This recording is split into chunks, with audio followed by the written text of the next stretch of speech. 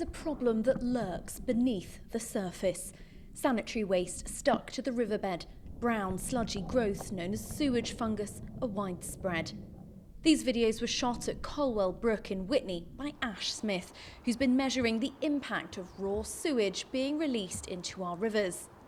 It's quite stunning, really. At the beginning of this, we were told and we believed that spilling untreated sewage into our rivers happened for short periods, like a few hours. It was in storm events, extreme events. Well, that's not the case. This pipe hidden by trees is where it comes from. The murky ripples aren't water, they're sewage from Witney Sewage Treatment Works. But now we're seeing it happen so frequently and in some places for such long periods that it can't be justified. Nowhere near can it be justified. And it's made it profitable to pollute.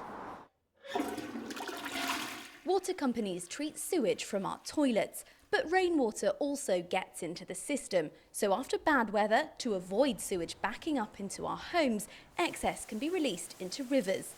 It's supposed to only happen in very wet conditions, but the figures we've obtained show that last year, across its network of hundreds of treatment plants, Thames Water spilled sewage into waterways for some 215,000 hours.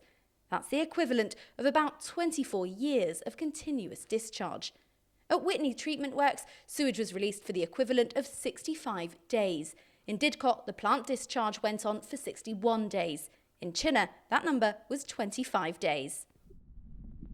Most of the time, this is legal. In 2019, Thames Water told me sewage spillages were undesirable, but happen when there's literally no alternative. Now, they've promised to invest and reduce discharges. But I think the really important point is that we at Thames Water don't think that's acceptable.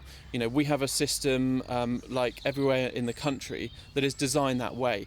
But there's a clear change in public opinion, and we are already investing and want to continue to work with key stakeholders to minimise, and with the ultimate aim of never discharging sewage to the environment. The cash will pay for works like this, relining sewer pipes to prevent groundwater seeping in through cracks. And bigger projects too, like upgrades to the sewage plant at Witney, which will increase its treatment capacity by a third.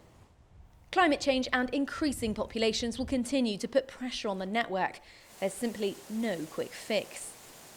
This is not something where it's just a plan for the future. We are investing right now, but it is going to take a generation. But we're up for that challenge, and we're working with Ofwat and the Environment Agency to do that.